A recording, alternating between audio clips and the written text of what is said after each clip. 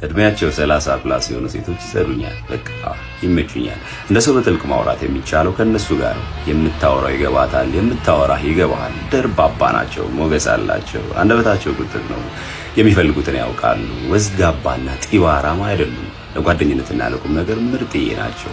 አንባቢና አድማጭ ከሆኑ ደግሞ ክትት ያለ የበሰለ አቋም አላቸው።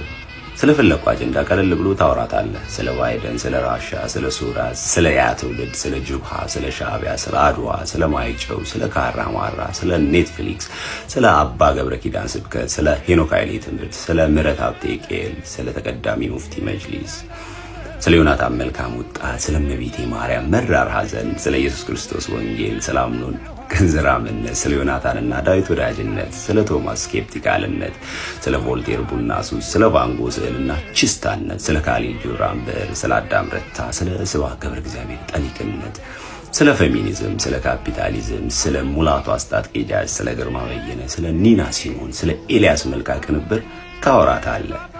ፊቷን ጥላው ካገኛት ደግሞ ምን ነው ውሃ ጠፋ፣ አብሲት ተበላሸ፣ የቂቤ ዋጋ ጨመረ፣ ጎረቤት ለቅሶ አለ፣ በርበሬ አልተፈጨም ምናምን ትላታለህ።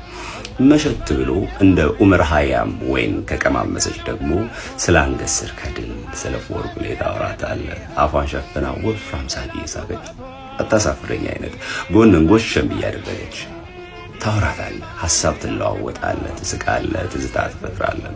ፍቅራቸው የሚቆየው እንደ ወሲብ ለ5 ደቂቃ ሳይሆን ለዘላለም ነው። ምክንያቱም ፍቅራቸውን የሚተክሉት በእግሮቻቸው መሃል ሳይሆን ከዛ ከፍ ብለው በልቦቻቸው ውስጥ ብሎም በአእምሯቸው ውስጥ ነው።